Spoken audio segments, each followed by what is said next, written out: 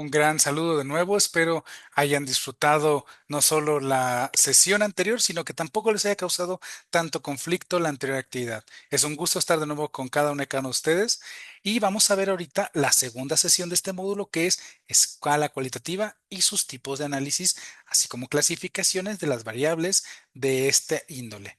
Esta es una presentación un poquitito más sencilla y un poco más pragmática porque vamos a ver diferentes ejemplos de los diferentes tipos de análisis que se hacen con este tipo de escala. Ahora, ¿qué es la escala cualitativa? Es cuando yo recabo la información de las observaciones que estoy haciendo y que las puedo resumir como tal.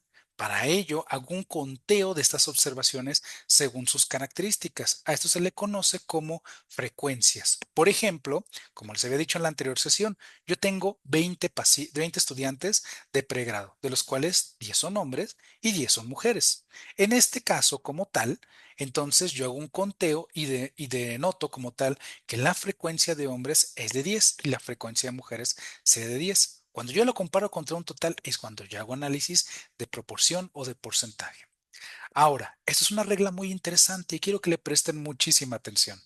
Los datos cuantitativos se pueden agrupar en forma de variables cualitativas. ¿Cómo es eso? Esa es buena pregunta.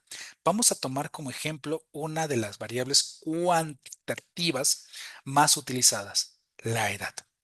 La edad bien puede ir desde recién nacido, o sea, hace primeros días, hasta incluso ya se ha visto que puede vivir una persona más de 100 años, contar a las personas. Y a veces preguntándose por qué viven tanto. Sin embargo, entonces, ¿cómo puedo yo convertir estos valores numéricos sin decimales de o sea, se variable cuantitativa discreta en una variable cualitativa? Muy sencillo, lo agrupo. Lo agrupo, por ejemplo, en población pediátrica, población preadolescente, población adolescente, población adulta joven etapa laboral, adulto mayor etapa laboral, adulto mayor jubilado, paciente adulto mayor, eh, bueno, le llaman creo que los estados senil, pero creo que ya se puede utilizar esa clasificación.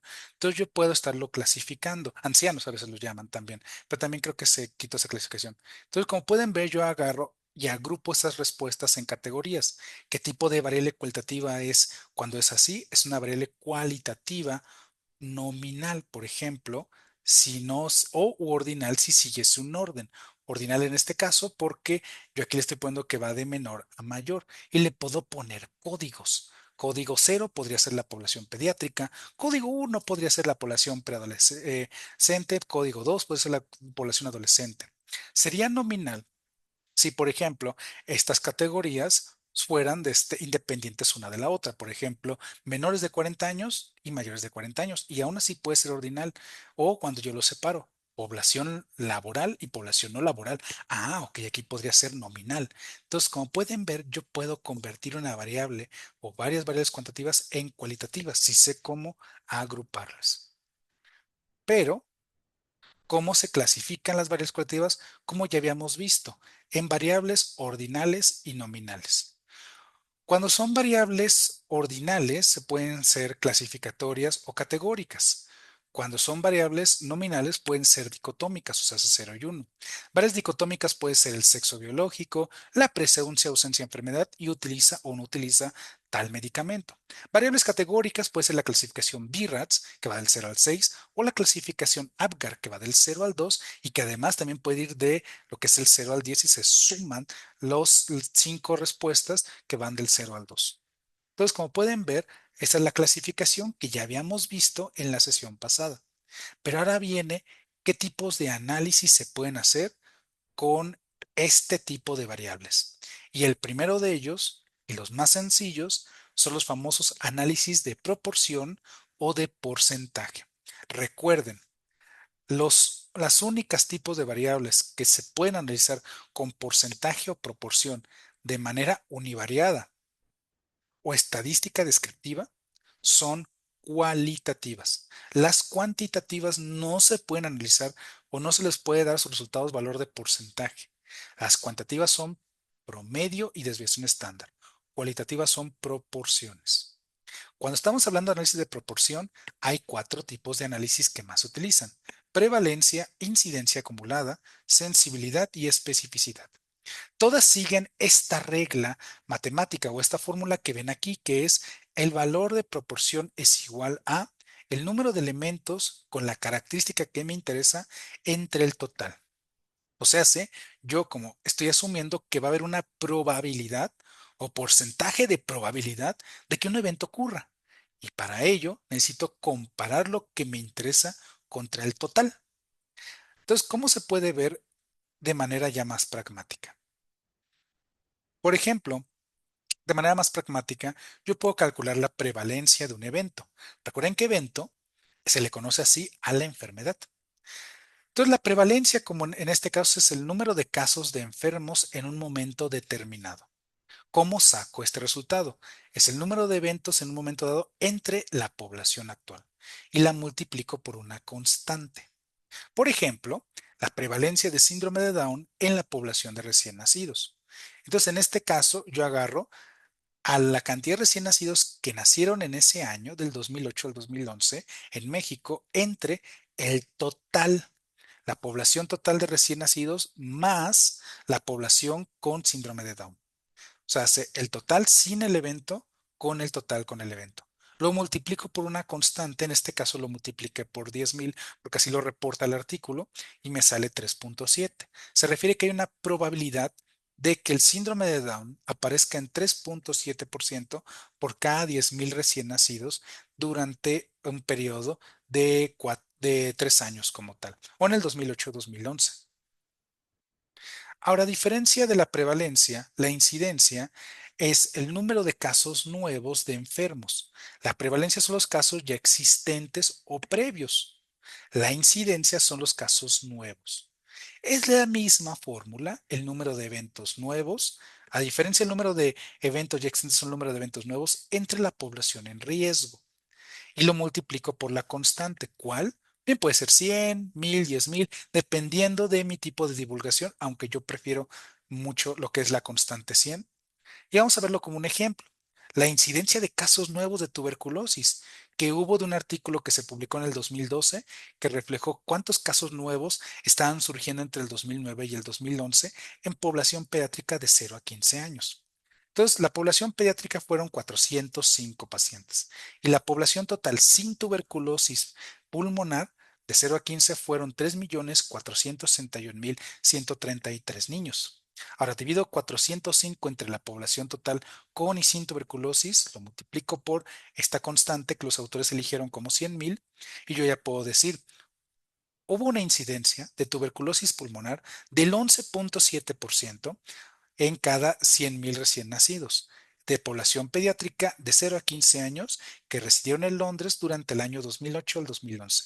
Quiere decir que hubo una probabilidad de porcentaje de que del 100% total, o sea, de 100,000 niños de 0 a 15 años, 11,7 tuviesen como tal tuberculosis pulmonar. O sea, quiere decir que sí está interesante. O sea, si fueran 100 niños, 11 tendrían la enfermedad. Si fueran 10 niños, uno tendría la enfermedad. Entonces, a eso se refiere lo que es el análisis de proporción, que yo exprese mis frecuencias a manera de porcentaje. Hay otros dos valores que son muy importantes al momento en que nosotros queremos hacer, por ejemplo, una tesis para probar un nuevo método diagnóstico o cuando describimos los métodos diagnósticos que vamos a utilizar para recolectar nuestros datos. Son sensibilidad y especificidad. Ya habrán escuchado sobre estos términos, pero uno se hace pedazos tratando de recordar cuál es cuál. Así que para ellos esta sesión, para que no se les olvide. Sensibilidad es la proporción que nos permite medir. Digo, sensibilidad y especificidad son las proporciones que nos permiten medir la validez de un instrumento al compararlo contra un gold standard. ¿Qué es un gold standard? Aquel instrumento diagnóstico que si me dice estos están enfermos, es casi 100% seguro que están enfermos, o que si estos están sanos, es casi 100% que estos están sanos. Para poder calcular qué tanto una prueba alternativa, no el gold standard, no, una prueba alternativa, una que yo puedo utilizar cuando no tengo al alcance de la mano el gold standard, para poder saber cuánto es su valor de sensibilidad y especificidad, yo requiero calcularlo por medio de una tabla 2x2. Una tabla 2x2 se refiere a que tiene como tal dos columnas y dos renglones. Dos columnas, ¿cuáles son? Enfermo y sano. Enfermo detectado por el gold standard, y sano, detectado también por el gold standard. Y dos renglones, positivo y negativo de la prueba alternativa, porque yo estoy queriendo saber el valor de sensibilidad y especificidad de la prueba alternativa, porque no todo el tiempo puedo tener el gold standard a la mano. Entonces, esto me permite, al tener dos columnas y dos renglones, clasificar a la población con dos categorías: enfermo con una prueba alternativa positiva, no enfermo con una prueba alternativa positiva, o sea, hace falso positivo, enfermo con una prueba alternativa negativa, o sea, hace falso negativo, y no enfermo con una prueba alternativa negativa. Ahora, en este caso, cada celda tiene un valor A, B, C y D, como pueden ver aquí en el video. Hace muchos años, hace más de 500 años, una vez un monje, pero no recuerdo quién fue, dijo que solo hay cuatro tipos de personas: los que dicen ser y sí lo son, los que no lo son pero dicen que sí, los que dicen ser mas no lo son, y los que ni son y ni tampoco dicen ser que lo son como tal. Esto quiere decir que este monje, sin querer queriendo, describió los valores de la tabla 2 por 2. Esta tabla nos permite, al hacer análisis matemáticos con estas celdas, saber cuál es el valor de sensibilidad y especificidad de una prueba alternativa. Pero ojo, me acabo de dar cuenta de algo, y tal vez ustedes también se dieron cuenta en todo el video. Han de haber estado pensando, sí, muy padre, pero ¿qué es sensibilidad y qué es especificidad? Ah, perdonen, dejé lo mejor hasta el final. Sensibilidad, especificidad como tal es lo siguiente. Sensibilidad se refiere a la capacidad en porcentaje o la probabilidad de clasificar a una población correctamente enferma, o poder clasificar correctamente a aquellos enfermos con la característica de interés como enfermos. En términos menos científicos se refiere al porcentaje que tiene una prueba para detectar enfermos. Alguna vez me dijo una estudiante de pregrado, con la cual he publicado ya muchísimos artículos de revisión sobre estos temas, que también ha sido otra correspondencia de algunos, me dijo: es muy fácil, doctor. Sensibilidad quiere decir sí están enfermos. Y yo, es una manera muy redundante, tautológica y retórica de querer hacer algo complejo, sencillo y luego hacerlo complejo, pero es una buena mnemotecnia. Entonces le doy crédito por ello. Entonces, en efecto, la sensibilidad es el porcentaje que tiene una prueba alternativa para detectar enfermos. ¿Y cómo se saca su valor? Es el valor de la celda A entre el valor de la celda A más C. Vamos a verle un ejemplo, porque dice una vez un autor de un libro, que también es película en Netflix, que se llama Lo quiero terminar todo, dijo en su libro: la mejor manera de entender algo es por medio de alegorías y ejemplos, símiles como tal que permitan que entre mejor la información. Entonces vamos a hacer un pequeño ejercicio. Yo quiero saber la sensibilidad del ultrasonido mamario para detectar cáncer de mama, tomando como referencia, como gold standard, la biopsia mamaria. Uno puede decir, pero, pues, ¿por qué no haces una biopsia? Ah, bueno, yo trabajo en un centro de salud, en donde no podemos sacar biopsias a diestra y siniestra, porque ni sabemos y ni hay patólogo en ese centro de salud. Yo, no yo, es un ejemplo, yo que tomé 2 semanas de un curso intensivo de ultrasonido, pues yo digo, pues ya de una vez lo podemos utilizar. Ok. Entonces, como nada más puedo hacer ultrasonido, no puedo tomar una biopsia que es el gold standard, yo quiero saber cuál es la sensibilidad para poder saber si este ultrasonido me detecta pacientes con cáncer de mama, o cuánto de los pacientes de cáncer de mama me los realmente detecta como enfermos. Entonces yo tengo esta tabla 2 por 2 y recuerdan la fórmula para poder sacar sensibilidad. Si quieren, pónganle pausa al video y ahorita regresamos. Muy bien, ya que vimos como tal la fórmula, entonces vamos a verla de nuevo aquí. Sensibilidad es el valor de la celda A entre A más C.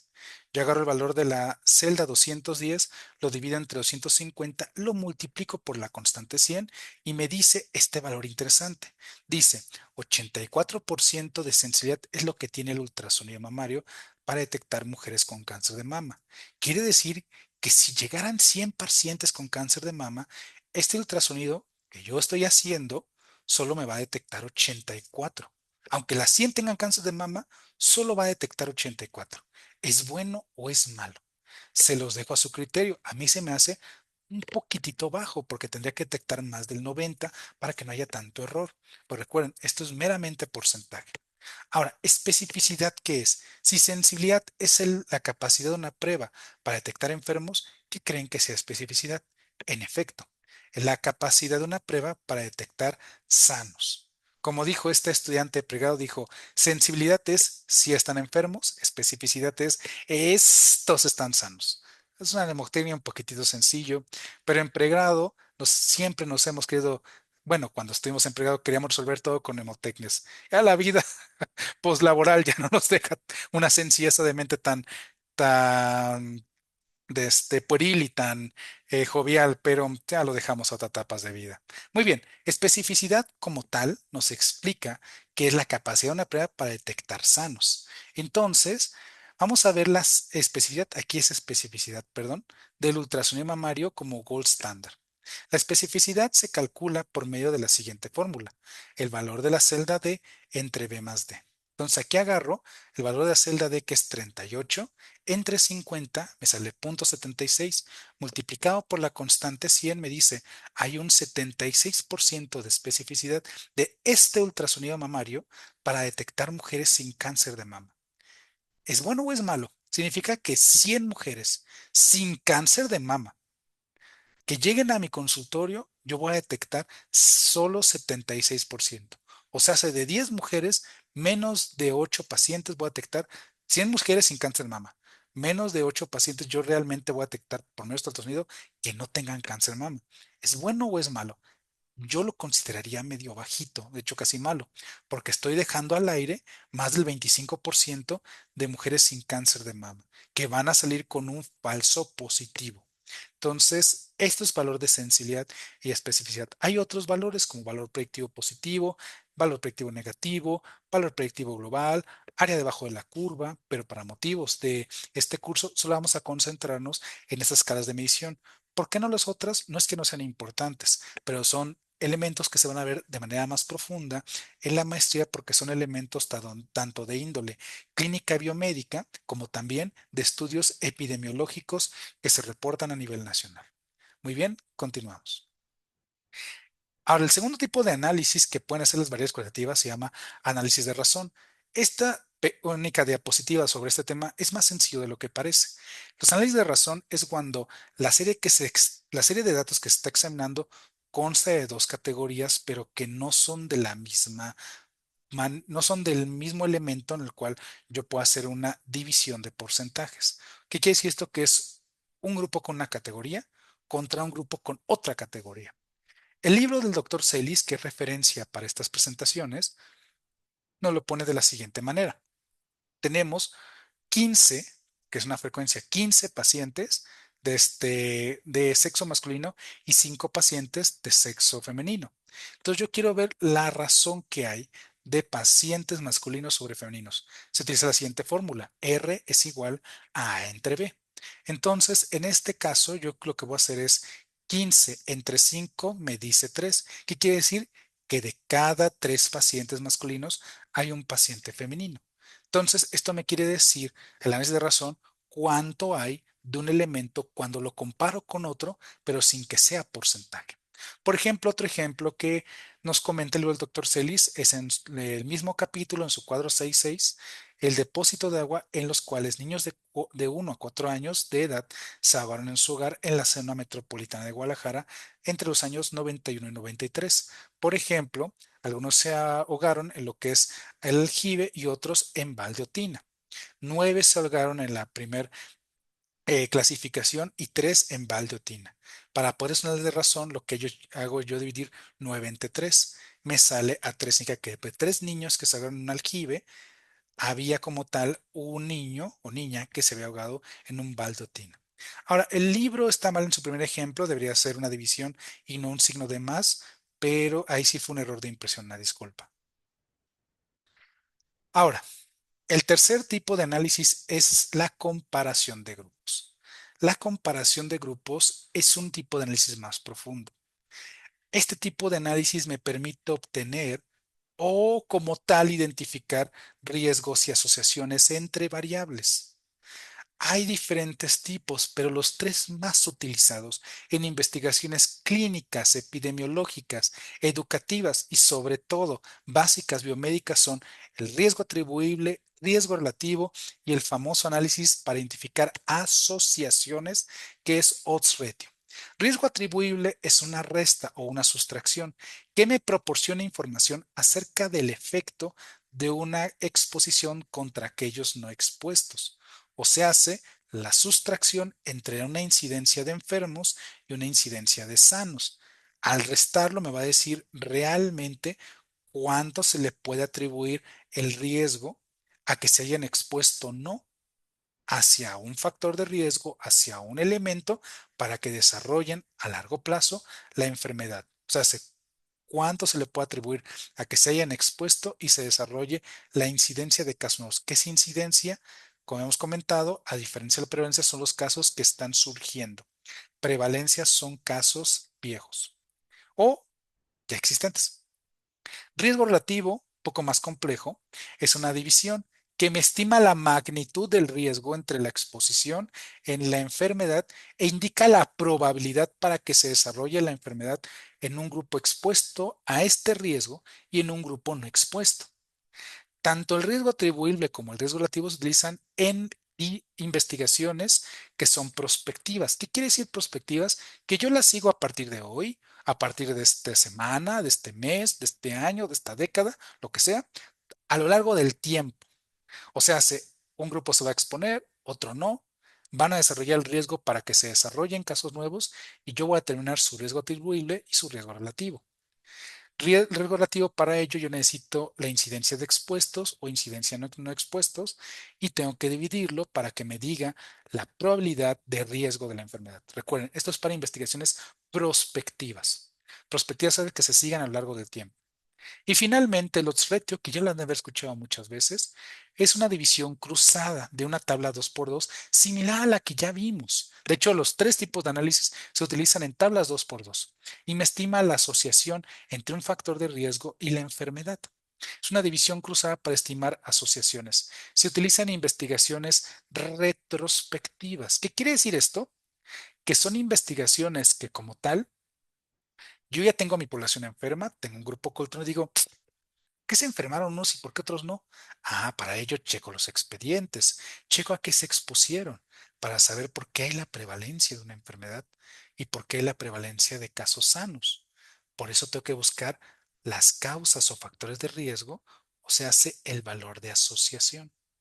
Como pueden ver, estos tres tipos de análisis de comparación de grupos, uno, se tienen que hacer en tablas 2x2 y dos, ahorita lo estamos viendo de manera muy escueta y muy sencilla. Para motivos del curso no vamos a profundizar en ellos, pero sí quiero que sepan que son un tipo de análisis que se utilizan solamente cuando tienen variables cualitativas. Y si es posible, solamente cuando son variables cualitativas dicotómicas. Se pueden categóricas, pero para que el análisis sea más fácil de ejemplificar en gráficas, en gráficos, que además para que se le haga divulgación de estos mismos, es mejor que sean de esta manera. No se puede hacer ninguno de estos tres tipos de análisis con variables cuantitativas. No se pueden determinar ni riesgos, ni prevalencias, ni incidencias y sobre todo menos asociaciones cuando las variables no son cualitativas. Para variables cuantitativas se utilizan otro tipo de análisis específico de ellas. Entonces, cada vez que vean la palabra asociación, riesgo, prevalencia e incidencia solo son para variables cualitativas. Y finalmente, no de la presentación, sino finalmente de esta diapositiva, quiero hacer énfasis en otra cosa. No pueden obtener riesgos atribuibles, relativos, menos identificar ni factores de riesgo, ni causas, ni asociación si no hacen estos tres tipos de análisis. Si no los hacen, y creen que nada más lo pueden obtener con incidencias, prevalencias, ahí puede surgir un gran error porque sería imposible. ¿Cuál es la característica de estos tres tipos de análisis? Que tienen que tener un grupo control. Aunque prevalencias e incidencias, si tiene una población que no tiene el evento de interés, tiene que ser un grupo control con más de una variable que se esté comparando a la vez en una tabla 2x2. Por lo tanto, la única manera de obtener asociaciones, riesgos relativos o atribuibles es por medio de alguno de estos tres tipos de análisis. Si no están, es imposible obtenerlos. Muy bien. Recuerden que si tienen alguna duda o pregunta, pueden comentar. Ahora, ¿por qué es importante la escala cualitativa? Es útil porque consideramos la enfermedad como un evento. De hecho, clínica y epidemiológicamente, así como en investigaciones biomédicas, cada vez que habla la palabra evento se refiere a una enfermedad. El evento de interés es que suceda esa enfermedad en un punto específico, en un tiempo y lugar. También nos permite la escala cualitativa ver el número de personas con la presencia de este evento y además nos permite identificar causalidad o asociación que condicionen este evento, o sea, hace factores de riesgo, causas o en investigaciones prospectivas, lo que es el riesgo para nuevos casos, o sea, hace riesgo para la incidencia. Pero recuerden, para hacer asociación necesitan hacer alguno de los tres tipos de análisis que mencioné en la diapositiva pasada. Ahora, vamos a hacer un pequeño ejercicio en el cual, por medio de esta tabla, vamos a estimar las proporciones y a partir de las frecuencias. Recuerden que frecuencia es el número de elementos que están dentro de este conjunto. Por ejemplo, en sexo tenemos 20 pacientes y tenemos 15 y 5. ¿Recuerdan cómo saca el análisis de proporción? Que es lo que me interesa entre el total. Entonces vamos a ponerle un poquito de pausa y en su cuaderno o donde estén anotando, si es en su tableta, saquen la proporción de las siguientes frecuencias. Pónganle pausa el video y ahorita que hayan sacado de cada una de ellas, recuerden que son dos grupos. Grupo uno que es sexo y grupo 2 que es depósito. Entonces no crean que esto es todo un total, sino que aquí hay una línea imaginaria que divide los dos grupos. Entonces saquen la proporción del primer grupo y la proporción del segundo grupo, pónganle pausa el video y ahorita le dan clic en continuar ya que hayan sacado eso. No se preocupen, los espero. Muy bien. Entonces, más o menos se debería de ver así lo que ustedes sacaron. Por ejemplo, la proporción del primer grupo de pacientes de sexo masculino es de 0,75 o 75%. O sea, ese 75% del total de la población es de sexo masculino. O, por ejemplo, el segundo grupo de aquellos pacientes que lamentablemente fallecieron en un depósito de agua, por medio de un depósito de agua o por medio de accidentes similares, solo dos fallecieron en un pozo de agua, o sea, dos entre el 20 total de pacientes es de solo el 0,10 o el 10%.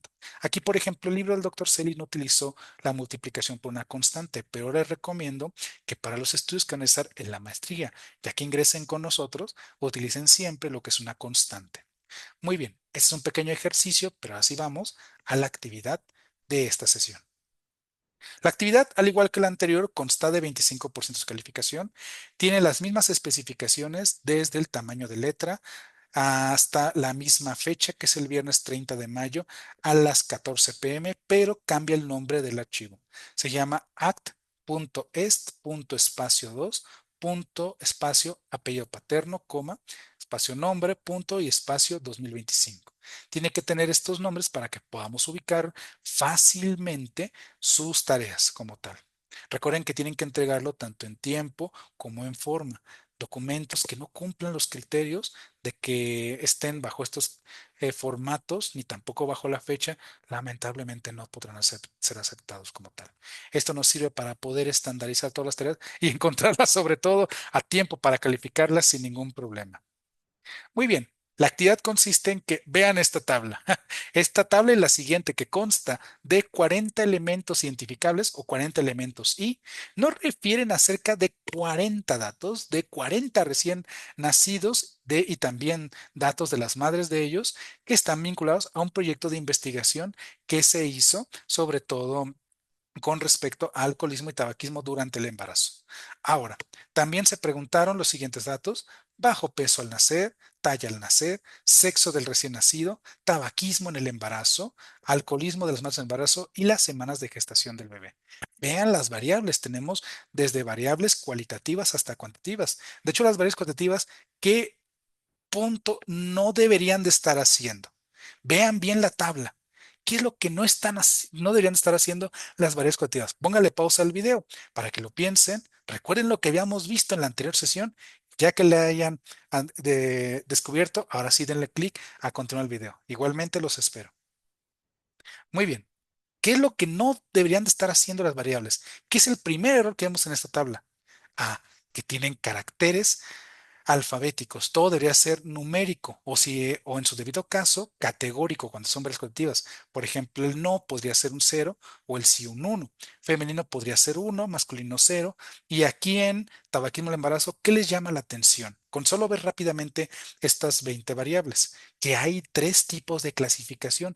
Es una variable cualitativa, categórica, variable cualitativa, nominal, no ordinal porque no vamos de un menor a un mayor grado ya previamente establecido. Vamos que no, fue ausencia de tabaquismo, tabaquismo pasivo y tabaquismo activo como tal. Entonces, en este caso, incluso la base de datos lo puede clasificar como 0, 1 y 2 en códigos. También como el embarazo, como pueden ver, son dos tipos de respuesta que se pueden ver de manera dicotómica. Entonces, les repito, para cuando ingresen a la maestría y ya empiezan a trabajar en su base de datos, no puede haber características alfabéticas. Todo tiene que ser o numérico o con códigos. Muy bien, vean estos 20 datos y vean los otros siguientes 20.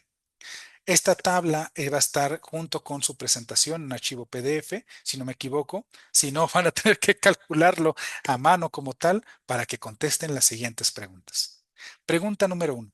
¿Cuál es la incidencia de recién nacidos de sexo masculino? 30%, 35%, 40%.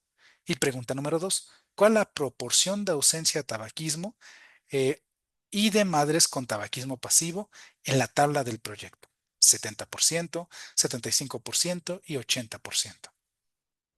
Pregunta 3. Y aquí es donde vamos a ver no solo el conocimiento o la comprensión de lo que se ha visto durante el curso, sino que también vamos a ver la aplicación y el análisis de este mismo. Porque recuerden que toda pregunta y todo curso tiene que seguir los objetivos de la taxonomía de Bloom.